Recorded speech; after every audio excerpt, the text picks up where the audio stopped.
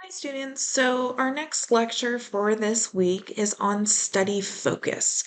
And I mentioned in my lecture on test anxiety that part of managing your stress, your anxiety, is getting organized. And so, really, that's what this lecture is focused on. Getting organized starts with your study space. Being able to focus while you are studying is going to start with your own organization. Okay. So when we talk about time management, is it really time management or is it life and self management? Right?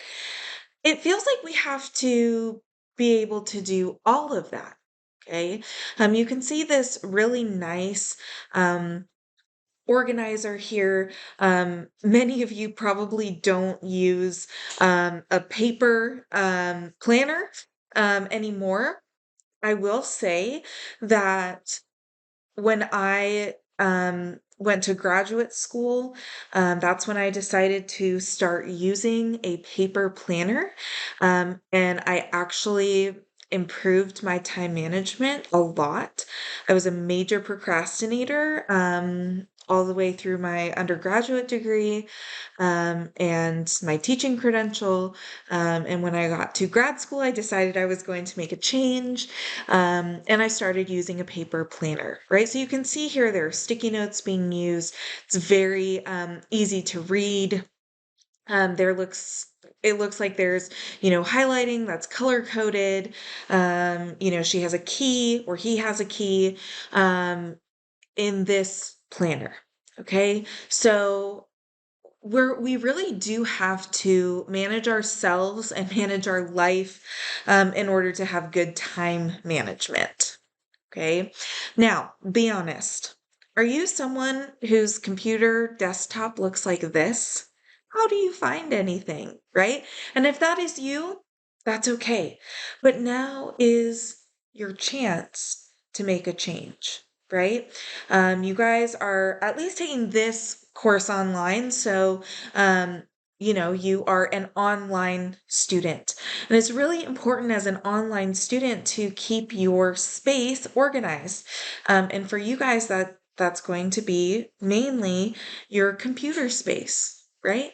Um, so if your desktop looks like this, let's make a change. Let's make it look more organized so that you can find your assignments. Way too many times, I've had students upload the wrong assignment for their final. As a reminder, I teach English, right? And so often my finals for my English courses are essays, and they will upload the wrong assignment for their final.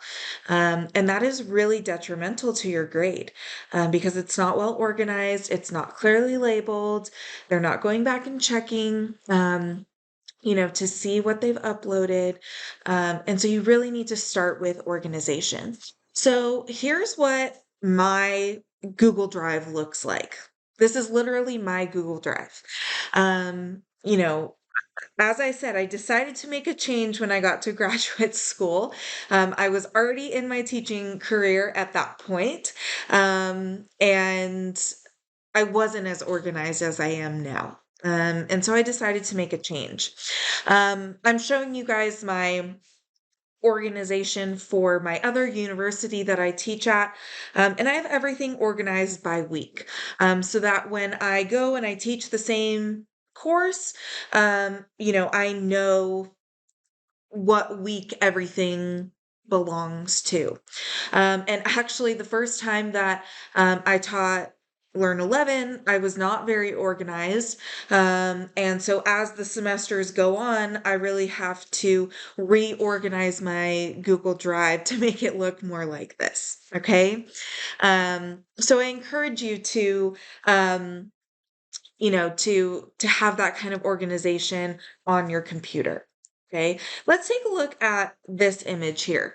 What do you notice? Well, when I'm looking at this, I see sticky notes, and those sticky notes are clearly labeled and color coded. right? Each sticky note corresponds to a different place. It's a list of things that need to be bought. Okay.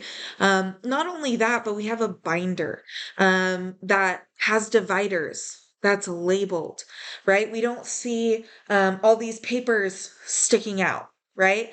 I think I've told you guys before I taught middle school and high school. And certainly when I taught middle school, for some of my students, once a week, I would sit down with them and I would help them organize their binders because they would have stray papers, crumpled up papers. I had a lot of my high school students who kind of just shoved everything in their backpack and then they, couldn't find it when I asked for it later. And that might be you. That might have been you in middle school or high school. That might be you now, right? So, take a look at the state of your study materials, right? Does it look something like this or not, right? Do you need to make a change? Okay, here's another one.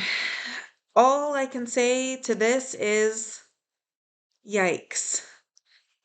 This is not what you want your study space, your physical study space to look like. I see trash. I see unorganized piles. Um, just the environment itself is really distracting. I know if this were me, I would, kind of be looking at things. Oh, I didn't know that that was there. Oh, I totally forgot about this, right? Like when you go to declutter, you're like, oh, I totally forgot that I had this. And then you get distracted, right? Don't let your study space look like this. Okay. This study space is a little bit better, but I want to point out that the lighting is not good in here. You want to have good lighting in your study space to be able to focus. Okay. And it also looks like this space is also this student's bedroom, possibly, right?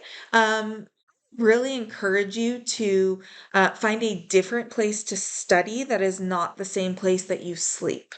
You don't want to kind of fall asleep while you're studying, right? And kind of get into that habit. Sometimes that happens. Don't get me wrong. Been there, done that. But what we want to be able to like separate like the personal things from the academics, right? And so I think having a separate study space is would be beneficial. Okay, so here is what a good study space for study focus would look like. There's a good amount of space on the desk itself. There's really good lighting. You would want to have, and we don't see it necessarily in this image, but you would want to have pencils, pens, highlighters. We can see post-it notes here.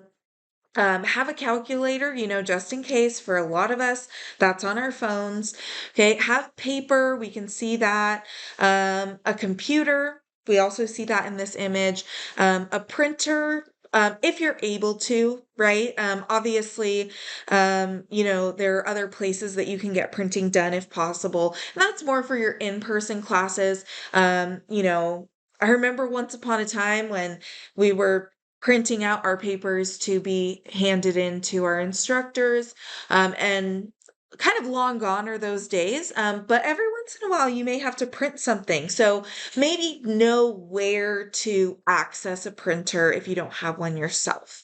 And then have water and snacks, right? Um, you know, Make sure that you are hydrated. We've talked about how important it is to stay hydrated and to have good nutrition. And having all of these things is going to help eliminate distractions. Okay. And that's really where it starts with your study focus. So I really encourage you guys to evaluate your own study location. What does it look like? What does your computer look like, right? Is it time for you this week to do some reorganization? Okay. The other thing that you can do for study focus is to build mental stamina. And I like to use the 5 more rule. less than 5 is okay. If you can't do 5 minutes or 5 problems at a time, lower that number, right? So start with doing at least 5 minutes of studying or 5 problems of your assignment or 5 pages of your text or write down 5 questions, right? Start there. And every single week, try to stretch your attention span. So think about what you have to read for Learn 11, your textbook reading, right? Maybe start with 5 minutes of reading, then go and take a break.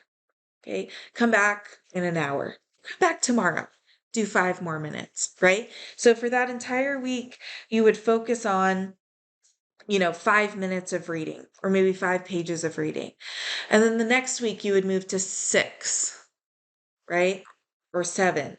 And you would increase that until you're building your mental stamina. And it's going to be easier for you as you gradually increase that time or the number of problems or whatever that might be. Okay. So this is your sign to get organized. I know we're getting close to the end of the semester, but it's never a bad time to get organized. So go and do that right now.